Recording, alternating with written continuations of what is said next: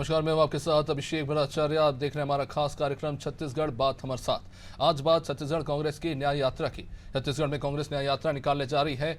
6 दिन की इस यात्रा में कांग्रेस नेता 125 किलोमीटर की दूरी तय करेंगे। इस यात्रा का रूट मैप जारी कर दिया गया है। 9 अलग अलग समितियों का गठन कर सभी की जिम्मेदारी तय कर दी गई है। यात्रा की शुरुआत 27 सितंबर को बाबा गुरु घासीदास की तपोभूमि गिरोधपुरी से होगी। 2 अक्टूबर को गांधी जयंती के दिन रायपुर में आम सभा के साथ पद यात्रा का समापन होगा। पीसीसी चीफ दीपक बैज ने कहा कि प्रदेश में रोज हो रही हत्या, लूट और चाकूबाजी और डकैती की घटनाओं से आम आदमी भयभीत है और लोगों में बढ़ती कानून व्यवस्था के खिलाफ जो प्रतिरोध है। वहीं नेता प्रतिपक्ष डॉक्टर चरणदास महंत ने कहा कि भाजपा सरकार को 9 महीने हुए हैं और अत्याचार, अनाचार, मौतें हों, हत्याएं हों, यहां तक कि थानों में जो हत्याएं हो रही हैं, इन सब के खिलाफ ये यात्रा निकाल रहे हैं। दूसरी तरफ कांग्रेस की न्याय यात्रा पर उप मुख्यमंत्री अरुण साव ने तंज कसते हुए कह दिया कि कांग्रेस ने 75 साल तक देश के साथ अन्याय किया, इसलिए कांग्रेस के मुंह से न्याय की बात शोभा नहीं देती। आपको बता दें कि अपराध और कानून व्यवस्था का मुद्दा कांग्रेस शुरू से ही उठाती रही है। इस मुद्दे पर कांग्रेस ने कई बार धरना प्रदर्शन भी किया और अब यात्रा निकालने जा रही है। इस यात्रा से कांग्रेस को क्या सियासी लाभ है, आज की चर्चा इन्हीं सवालों के इर्द गिर्द रहेगी। लेकिन उससे पहले प्रतिक्रियाओं पर एक नजर। छत्तीसगढ़ प्रदेश कांग्रेस कमेटी ने निर्णय लिया है कि आने वाला समय में 27 सितंबर से लेकर 2 अक्टूबर तक गिरोधपुरी बाबा गुरु घासीदास की तपोभूमि, जन्मस्थली, वहां से दर्शन कर 125 किलोमीटर का लगभग गिरोधपुरी से रायपुर तक का पैदल यात्रा करने का कांग्रेस पार्टी ने निर्णय लिया है और इस यात्रा का नाम रहेगा छत्तीसगढ़ न्याय यात्रा। जिस कांग्रेस पार्टी ने पिछले 75 सालों में देश की जनता के साथ, देश के साथ अन्याय किया हो, उसके मुंह से न्याय की बात शोभा नहीं देती है। 5 साल कांग्रेस की सरकार थी। छत्तीसगढ़ का ऐसा कोई वर्ग नहीं जिसके साथ कांग्रेस पार्टी की सरकार ने अन्याय न किया हो। आज इनके मुंह से न्याय यात्रा की बात शोभा नहीं देती है। हमारी सरकार पिछले 9 महीनों में जिस प्रकार से जनता की इच्छा और आकांक्षाओं के अनुरूप काम कर रही है, जिस प्रकार से कड़े और बड़े निर्णय लेकर हमारी सरकार काम कर रही है, आज छत्तीसगढ़ में जिस तेज गति से आगे बढ़ रहा है, हर वर्ग के लोगों के हित में हमारी सरकार काम कर रही है। चाहे माताएं बहनें हों, युवा हों, हर वर्ग के लिए हमारी सरकार प्रतिबद्धता से तेज गति से काम कर रही है। चलिए, बयान आपने सुन लिया। अब चर्चा को आगे बढ़ाते हैं। आज हमारे साथ भाजपा से प्रीति स्वर्णकार, आशीष यदु जुड़ रहे हैं कांग्रेस से, और नागेंद्र वर्मा वरिष्ठ पत्रकार हमारे से जुड़ रहे हैं। आप सभी का बहुत बहुत स्वागत है। आशीष जी, सबसे पहले आप ही के पास आना चाहूँगा। कांग्रेस न्याय यात्रा निकालने जा रही है। आपकी पार्टी के बड़े नेता राहुल गांधी ने एक यात्रा देश में निकाली थी। जाहिर तौर पर इसका राजनीतिक लाभ भी मिला, लेकिन एक अच्छे उद्देश्य के साथ यात्रा निकाली गई। लोगों को कहीं ना कहीं उनके साथ जुड़ने का मौका भी मिला और लोगों के बारे में उन्होंने भी जाना। इस न्याय यात्रा का क्या उद्देश्य है? क्योंकि आरोप ये लग रहा है कि कांग्रेस कहीं ना कहीं इन जो मौजूदा घटनाएं हैं उनका राजनीतिक लाभ लेने की कोशिश कर रही है और न्याय यात्रा का भी शायद यही उद्देश्य है। ये आरोप लग रहे हैं, क्या कहेंगे? देखिए अभिषेक जी, मुझे कह रहे हैं कि राजनीतिक लाभ वाली बात कहीं भी नहीं है। भारतीय जनता पार्टी की सरकार छत्तीसगढ़ में आती है और एक कलंकित दिन आता है जब बलौदाबाजार में कलेक्ट्रेट कार्यालय, एसपी कार्यालय फूंक दिया जाता है। उसमें भी हमने देखा कि शासन प्रशासन की लापरवाही, इंटेलिजेंस फेलियर का ये नतीजा था। हम भी प्रदर्शन करते हुए आए हैं और 10-10 हजार लोगों के साथ हमने दिल्ली में प्रदर्शन किया है। हमें भी पता है कि एक बार पुलिस अगर चाह ले तो कितने आगे तक प्रदर्शनकारी पहुंचते हैं और कहां रुकते हैं।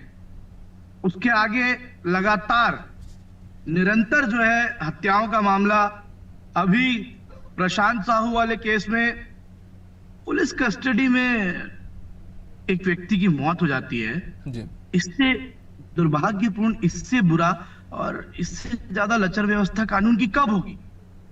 और हमने देखा हमारे आदिवासी छात्र की हत्या हुई रायपुर में। अगर मैं एक एक केसेस पे जाऊंगा तो शायद समय कम पड़ जाएगा, लेकिन ये सच्चाई है कि छत्तीसगढ़ में आज से पहले चाकूबाजी से लेकर जो घटनाएं हो रही हैं वो इस स्तर पर कभी नहीं थी। और इस लचर कानून व्यवस्था को सरकार को सुधारना होगा। सरकार की ये आंखें आशीष जी, खोलनी होगी। छोट चाकूबाजी घटनाएं तो आपकी सरकार में भी होती थी, मैं उन पर नहीं जाऊंगा। जो बड़ी घटनाएं हो रही है, मेरे ख्याल से हमारा कंसर्न वो होना चाहिए। आशीष जी, आपकी भी सरकार रही है पहले 5 साल, क्या अंतर आ गया है तब की पुलिसिंग में और जो आरोप आप लगा रहे हैं आज की पुलिसिंग में, क्या अंतर दिख रहा है आपको? ये सबसे बड़ा जो एग्जाम्पल है वो कस्टडी में मौत होना ही है। आप देखिए कि बिल्कुल डर नहीं है पुलिस को सरकार का, या सरकार ही कह रही है पुलिस को इस तरह से करने के लिए। ये क्या है, ये तो केमिस्ट्री भारतीय जनता पार्टी के लोग ही बता पाएंगे। लेकिन ये समझ में आ रहा है कि अगर पुलिस को कंट्रोल इस तरीके से किया गया है कि पुलिस ना तो एक्शंस ले रही है, ना दोषियों को पकड़ रही है, उसके बावजूद बेगुनाहों को पकड़ने का काम ये लोग कर रहे हैं। ऐसा दबाव बनाया जा रहा है, पीट पीट के नकली बयान लिखने की कोशिश की जा रही है, पीट पीट के जो है दूसरे लोगों को फंसाने की कोशिश की जा रही है। और यही सच्चाई है। और भारतीय जनता पार्टी को ये समझना होगा कि इस तरीके से कार्य करके वो छत्तीसगढ़ को, जो हमारा प्रदेश शांति प्रिय प्रदेश है और यहाँ के लोग भी बहुत शांति प्रिय हैं, हिंसा नहीं होती है यहाँ पे, लेकिन आज जो देखने को मिल रहा है ये बिल्कुल भी छत्तीसगढ़ का स्वभाव नहीं। जवाब ले लेते हैं प्रीति जी। सवाल ये उठ रहा है, एक तरफ आप सुशासन का दावा कर रही है बीजेपी, वही दूसरी तरफ इस तरह की घटनाएं हो रही हैं। जो पुलिसिंग है उसको लेकर एक तरफ सवाल ये उठ रहा है कि क्या पुलिस आपके नियंत्रण में है भी, या फिर पुलिस पर अतिरिक्त राजनीतिक दबाव है। इस तरह के दोनों ही तरह के आरोप लग रहे हैं बीजेपी सरकार पे, क्या कहेंगे इस पे? देखिए, पहले तो मैं अपने आदरणीय भाई साहब को ये बताना चाह रही हूँ कि वो तो सरकारी मुलाजिम है, वो अपना काम करते हैं। सरकार चाहे किसी की भी, पहले भाजपा की सत्ता थी 15 साल तक, उससे 5 साल कांग्रेस की सत्ता आई, तब आपके सत्ता में भी जब कांग्रेस की सत्ता थी तब भी बहुत लाठीचार्ज भी हुआ। हमने खुद लाठियां खाई हैं। PSC घोटाला जो पूरा युवाओं के भविष्य के साथ जो खिलवाड़ हुआ था उसमें हमने खुद लाठियां खाई, हमने खुद आंदोलन किया है। तो वो तब भी वो तो अपना ड्यूटी करते हैं। पुलिस सिर्फ अपना ड्यूटी करता है, उसको सरकार कौन सी किसकी है नहीं, वो सिर्फ दोषियों को पकड़ने के लिए दोषियों को कार्रवाई कर रहे हैं। हम उस समय हमने धरना किया, हमने भी डंडे खाए, तो हम भी आपके ऊपर इल्जाम लगा सकते हैं कि कांग्रेस ने हमारे ऊपर डंडे बरसाए। हम अपना काम किए, उन्होंने अपना काम किया, वो प्रशासन है, उनको भी अपना काम करने का पूरा स्वतंत्रता है उन लोगों। लेकिन प्रीति जी, सवाल वही है कि क्या पुलिसिंग उस तरह की हो रही है? क्योंकि बालौदाबाजार में जो हिंसा हुई उसके बाद आपने SP को सस्पेंड कर दिया, अब कवर्धा में जो घटना है उसके बाद आपने IPS विकास को सस्पेंड कर दिया। तो इससे ये तो दिखता है कि जिन पुलिस कर्मियों को जिस तरह से कार्रवाई करनी चाहिए थी वो की नहीं गई, और अंत में राज्य सरकार के पास कोई चारा नहीं बचता, बस उनको सस्पेंड कर दिया जाता है, लेकिन स्थिति नहीं सुधर रही। देखिए, रही बात सस्पेंड करने की, अगर उन्होंने अपनी ड्यूटी देखी, उन लोग भी एक जनप्रतिनिधि हैं, उनको अगर उस जगह में दिखाया गया है या उनको उस जगह में ड्यूटी दिया गया है, उनका यही कार्य बनता है कि वो जनता की सेवा करें, जो दोषी है उनको पकड़े। जब वहाँ पे उन्होंने वो कार्य को सही नहीं किया तो उनको हटाना ही एकमात्र उपाय है, क्योंकि उनकी जगह किसी दूसरे को बिठाने, तो वहाँ पे हमको न्याय चाहिए। ऐसा नहीं है कि लाल टपक छोड़ दीजिए और उस चीज को वैसे ही करती, उनको सस्पेंड करना उससे ज्यादा बड़ा सजा उनके लिए फिलहाल के लिए कुछ नहीं हो सकती मेरे विचार से। और दूसरी बात, छत्तीसगढ़ शांत प्रदेश है, ये हमने भी पिछले 5 साल में देखा है कि कितनी सारी घटनाएं हुई, कितने सारे बहनों के साथ रेप केस हुए। अगर आप आंकड़ा उठा के देखेंगे तो 22 और 23 में 2600 से ज्यादा रेप केस के मामले सामने आए हैं जो कांग्रेस की सत्ता में थे, और अभी भाजपा की सत्ता में 8-9 महीने में वो केस काफी हद तक कम हुए हैं। हमारा दुर्भाग्य कि आज भी वो घटनाएं हो रही हैं। इसका सवाल है प्रीति जी, अभी तो आपको 9 महीने आपकी सरकार को हुए हैं, रिपोर्ट अगले साल आएगी तब पता चलेगा कि आपके कार्यकाल में कितनी बेहतरी हुई है। खैर, आप कुछ कह रहे थे आशीष जी, जल्दी से बोलिए, फिर मैं नागिन जी के पास आऊंगा। मैं प्रीति जी का धन्यवाद करना चाहता हूं, जो प्रश्न मैंने नहीं पूछा उसका उत्तर दे दिया। बर्बरता से लाठीचार्ज कर रहे हैं ये पुलिस के गुंडे, एक एक कार्यकर्ता को 6-6 पुलिस वाले मार रहे हैं। दूसरा, इन्होंने बलात्कार की बात करी, रक्षाबंधन के दिन 3 साल की बच्ची के साथ रेप हुआ है। और तीसरी बात मैं इनको ये कहना चाहूंगा, मैं आपके बीच में नहीं बोल रहा हूँ मैडम, प्लीज मेरे को बोलने दीजिए। मैं आपसे निवेदन कर रहा हूँ, मैंने ठीक है, आप लोग एक साथ बोलेंगे तो कुछ समझ में नहीं आएगा। प्रीति जी, आपके पास आऊंगा मैं। करेंगे और हम चुपचाप सुनते रहेंगे। आप ठीक है मैडम, आपके बोलने पे मैंने बोला नहीं कि आप अगर बात सुनने का संयम नहीं, देखिए भारतीय जनता पार्टी के नेता और प्रवक्ता बॉक्स लगाए हुए इसलिए रहते हैं। ठीक है, आप लोग थोड़ा शांत हो जाइए। मैं नागिन जी आपके पास आना चाहूंगा। एक तरफ राज्य सरकार को 8 महीने हुए हैं और कहीं ना कहीं वो अपने कानून व्यवस्था को सुशासन का नाम दे रहे हैं। दूसरी तरफ हम देख रहे हैं कांग्रेस लगातार कानून व्यवस्था को ही सवालों के घेरे में ला रही है और हाल फिलहाल में जिस तरह की घटना हुई है कहीं ना कहीं ये सवाल भी उठ रहा है छत्तीसगढ़ में जिस तरह की पुलिसिंग है, क्या कारण आप देख रहे हैं इसके पीछे, किसके दावे ज्यादा मजबूत है और ये जो न्याय यात्रा है उसका क्या हासिल है? कांग्रेस जो है सख्त प्रतिपक्ष की भूमिका में, जाहिर है वो ऐसे मुद्दे जो है जिसमें जनता से सीधा सामना हो उससे वो जुड़ रही और आमजन को उनकी इन नब्जों को पकड़ने का पूरा प्रयास हो रहा है। लगातार जो घटनाएं घट रही है कि वाकई में एक तरीके से इसकी विवेचना होनी चाहिए थी, इसका परीक्षण होना चाहिए, इससे चर्चा होनी चाहिए, इससे बात होनी चाहिए। कहीं ना कहीं लगातार जब कांग्रेस इस मुद्दे को लेकर उभर हो रही है, खासतौर से पुलिस का जो चेहरा उन्होंने कांग्रेस में दिखाने की कोशिश की है कि समाज में एक तो आम धारणा यह है कि पुलिस और आम जन के बीच जो रिश्ते होते हैं, लगातार कोशिश की जाती है कि पुलिस की भूमिका एक मित्र के रूप में समाज में आए। लेकिन जब इस तरीके की घटनाओं में इस तरीके का जब बार-बार चेहरा आता है तो कहीं ना कहीं एक निगेटिविटी बढ़ती है। तो बेहतरी के लिए पूरा प्रयास होना चाहिए कि प्रशासन जो है वो जनता के साथ है, जनता की सेवा में है, जनता के दुख दर्द को दूर करने में जुटा हुआ है, उनके मुद्दों को, उनकी समस्याओं को सॉल्व करने में जुटा हुआ है। इसको लेके पूरे प्रयास जो है और मुझे लगता है सरकार की ये जिम्मेदारी है। ऐसे अधिकारी जिन्होंने अपनी भूमिका को नहीं निभाया क्योंकि वो एक जन सेवक के रूप में उन्हें वो काम करना होता है उस क्षेत्र में, अगर उन्होंने कहीं इस तरीके की गलती करी है जिसके चलते ऐसा लगता है कि इससे कोई पॉलिटिकल इन्फ्लुएंस नजर आ रहा है, तो मुझे लगता है इन सब चीजों से भी बचना चाहिए। सरकार ने फौरी तौर पर ऐसे जिम्मेदार अधिकारियों को चिन्हित भी किया और उन्होंने उनको उन दायित्वों से हटाया भी है। पर सवाल ये उठता है कि इसको लेके लगातार अगर संतोष बढ़ रहा है तो इसकी लगातार मुझे लगता है समीक्षा होकर इससे कारगर उपाय करने की कोशिश की जाए। नागिन जी, एक सवाल जरूर पूछना चाहूंगा क्योंकि ये सिर्फ छत्तीसगढ़ राज्य तक सीमित नहीं है, तमाम राजनीतिक दलों की ये बात है कि कभी भी जब कानून व्यवस्था की बात होती है, हमने देखा पश्चिम बंगाल में किस तरह के हालात बने, पुलिसिंग को लेकर जो पर्सपेक्टिव होना चाहिए वो ना नेताओं में मुझे ठीक नजर आता है ना आम लोगों में। लोगों को लगता है पुलिसिंग का मतलब ये होता है कि पुलिस अपराधी को सजा दिलाए, एफआईआर दर्ज करे और यही सब जब मार्च पास ही चलते रहे। लेकिन पुलिसिंग की एक्चुअल डेफिनेशन ये भी है कि अपराध को होने से पहले रोका जाए। जो इंटेलिजेंस सिस्टम है पुलिसिंग का वो ये कहता है कि आपको लग रहा है कि यहाँ कोई संभावित घटना हो सकती है तो आप पहले से उसके लिए तैयार रहें।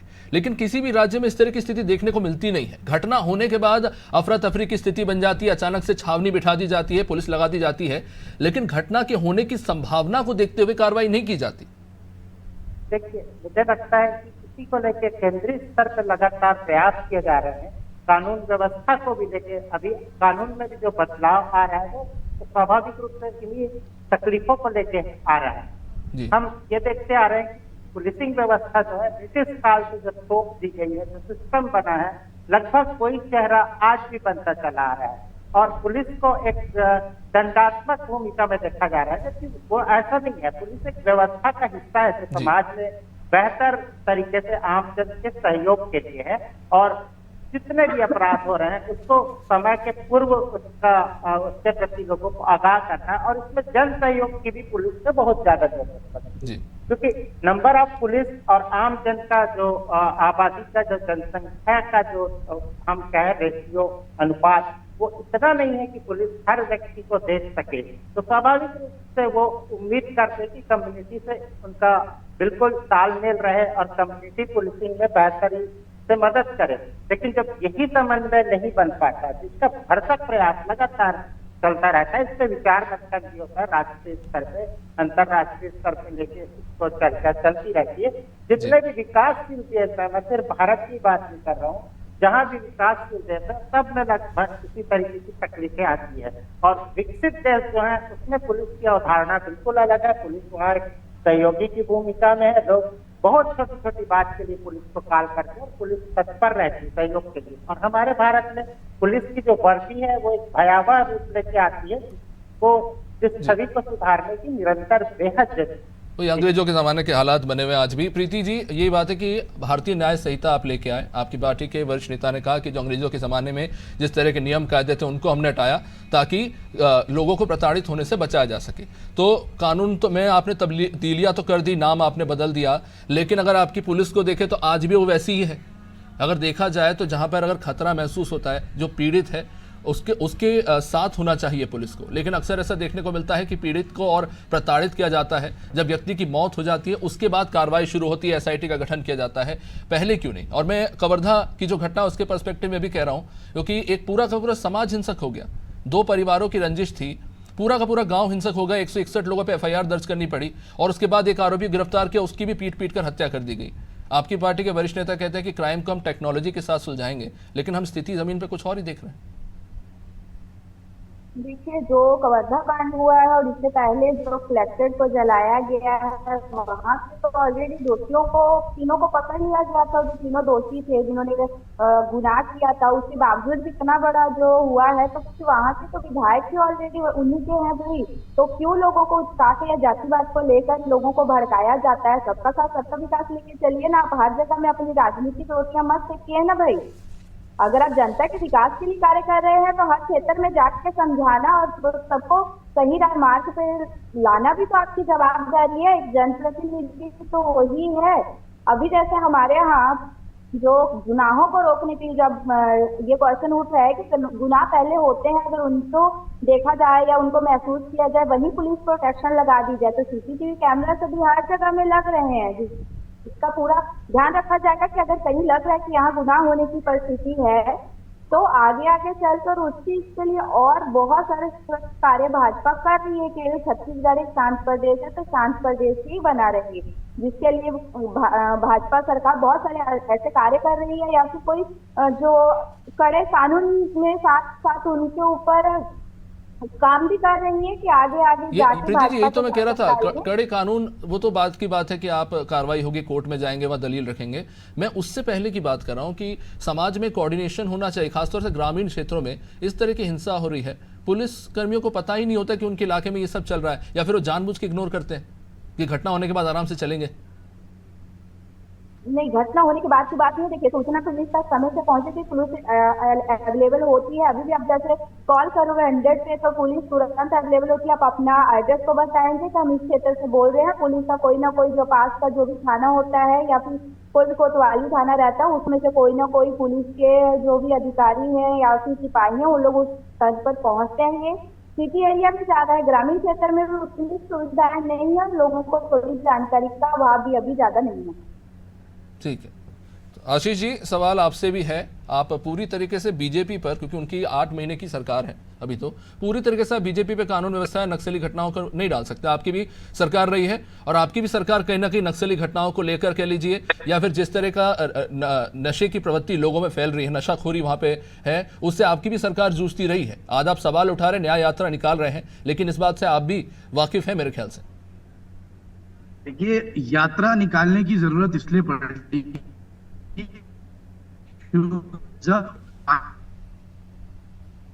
सर से ऊपर जाता है तो किसी न किसी को इस चीज को जनता तक पहुंचाना और सरकार को दबाव बनाने के लिए ये बहुत ज्यादा जरूरी है। जिस तरह से भारत जोड़ो न्याय यात्रा ने एक बदलाव लाया देश में और एक नई दिशा में लोगों ने सोचना शुरू किया, उसी तरह से ये यात्रा भी छत्तीसगढ़ में जरूर बदलाव लाएगी। और दूसरी बात जो है, मैं अपनी साथी प्रवक्ता को सुन रहा था, मेरे को इतना ज्यादा दुख हो रहा है इनकी बातों को सुन के कि ये पूरा ठीकरा फोड़ रही हैं कि विधायक थे। बात हो रही है कानून व्यवस्था की। कानून व्यवस्था जिस तरह से खराब है उसमें हत्याएं हो रही हैं, पुलिस की कस्टडी में हत्या हो जाती है और उसके बाद एक भी मामले में असली दोषी को पुलिस पकड़ नहीं पाती है। आप भी जानते हैं, हम भी जानते हैं कि अगर पुलिस की काबिलियत की बात करें तो पुलिस पूरी तरह से कैपेबल है किसी भी जुर्म को रोकने और किसी भी जुर्म में दोषियों को पकड़ने, दोनों के लिए। लेकिन आज जो छत्तीसगढ़ में हो रहा है, ये सरकार की विफलता है, शासन में इनके नेताओं की विफलता है, जिस वजह से हमें ये देखने को मिल रहा है। ठीक है, समय सीमित है जी। नागिन जी, एक आखिरी सवाल आपसे जरूर लूंगा, माफ कीजिएगा मैं आपका आशीष जी बीच में रोक रहा हूं। नागिन जी, एक जरूरी चीज मैं जानना चाहूंगा कि सरकार बदलने से पुलिसिंग में किस तरह का परिवर्तन अचानक आने लगता है। क्या ये वाकई में सच है कि सरकार बदलने के साथ पुलिस कर्मियों का भी रवैया बदल जाता है? ये अंदर चलता क्या रहता है? देखिए, मुझे लगता है कि पुलिस विभाग की बात अगर हम करें, देखिए उसमें बहुत सारी चीजें हैं। पुलिस जो है वो मूलतः पुलिसिंग का जो काम है उससे इतर काम के दबाव है।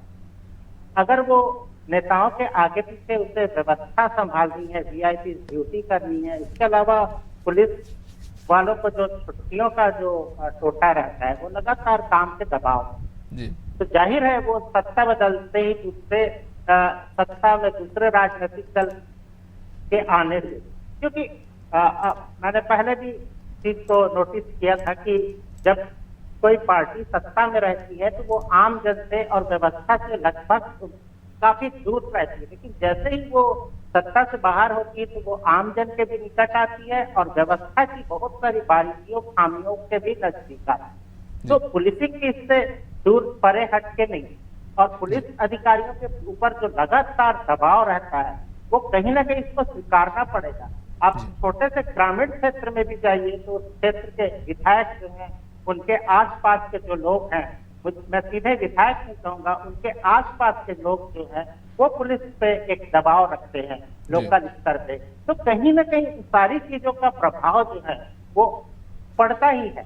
और मुझे लगता है कि जब सत्ता बदलती है तो स्वाभाविक रूप से जो फेरबदल होते हैं प्रशासनिक, उसमें भी कहीं ना कहीं इस तरीके की जब चीजें आती है कि ये एक बदले की कार्रवाई जैसा हो रहा है, ट्रांसफर इस तरीके से हो रहे हैं, उसका भी इन्फ्लुएंस कहीं ना कहीं नजर आता है। खासतौर पर हम छत्तीसगढ़ के दृष्टिकोण से अगर हम देखें तो हमारे गृह मंत्री जो हैं वो स्वयं अभी पिछली सरकार में उन्होंने पुलिस का अनुभव किया है, जेल जाने का अनुभव। माफी चाहता हूं, मैं आपको बीच में रोक रहा हूं। अब समय इस चर्चा को आगे बढ़ाने की इजाजत नहीं देता। बहुत बहुत शुक्रिया आप सभी का इस चर्चा में जुड़ने के लिए। तो छत्तीसगढ़ की कानून व्यवस्था को लेकर कई सारे सवाल जरूर उठ रहे हैं। विपक्ष भी कहीं ना कहीं न्याय यात्रा निकाल रहा है। अब इस न्याय यात्रा का क्या असर देखने को मिलता है ये भी देखना काबिल गौर होगा। साथ ही साथ ये भी देखना महत्वपूर्ण है कि क्या इसका राजनीतिक लाभ लेने की भी कोशिश हो रही है। देखते रहिए अनादि टीवी। नमस्कार।